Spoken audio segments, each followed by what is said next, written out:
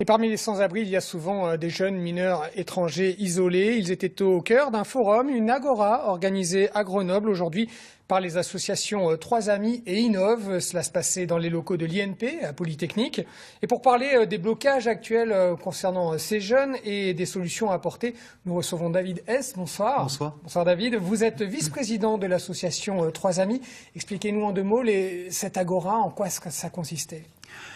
Il y a des jeunes qui arrivent sur l'agglomération grenobloise qui, certains sont reconnus mineurs, certains ne sont pas reconnus mineurs. Pour ceux qui ne sont pas reconnus mineurs, ils n'ont pas d'hébergement la nuit et la journée, ils sont désœuvrés, ils n'ont rien à faire. Donc nous, Trois Amis, on leur propose des cours, des formations, des cours de français, mais aussi de philosophie, de culture pour qu'ils s'intègrent dans la culture française. Et aujourd'hui, vous avez sollicité des entreprises, des écoles pour réfléchir ensemble à la question. Voilà. Pour ces jeunes, on a décidé aujourd'hui avec l'association Innov de se réunir avec des établissements scolaires, des entreprises, la Chambre de commerce et d'industrie qui a été présente, les collectivités, le département et la mairie de Grenoble étaient présentes également, et les associations pour travailler tous ensemble à trouver des solutions, à faire émerger des solutions avec les jeunes pour essayer d'améliorer leurs conditions de vie ici à Grenoble. Quelle solution envisagée ?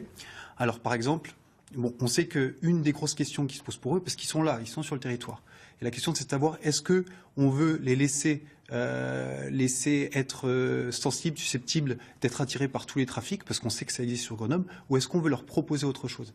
Alors nous, ce qu'on veut, c'est leur proposer autre chose. Alors, en se réunissant tous ensemble, par exemple, on a perçu que tous les jeunes qui avaient été inscrits dans des formations, dans les établissements scolaires ou dans des entreprises, ils étaient motivés, volontaires, et tous les éléments, tout ce qui nous a été renvoyé, c'était que des éléments positifs sur le fait qu'ils s'intégraient et aussi qu'ils tiraient leurs camarades, qu'ils les faisaient avancer pour qu'ils faisaient avancer toute la classe. Ouais. Et aujourd'hui, ce qu'a relevé la Chambre de commerce et d'industrie, et ça c'est assez nouveau, c'est que beaucoup de ces jeunes, lorsqu'ils sortaient d'un diplôme, enfin un CAP, un bac pro, pouvaient être embauchés, devaient être embauchés par les entreprises qui les avaient prises en alternance, et ils ne pouvaient pas. Eux, ils veulent être embauchés. En plus, c'est sur des métiers en tension, les métiers de bouche, par exemple, ou les métiers du bâtiment.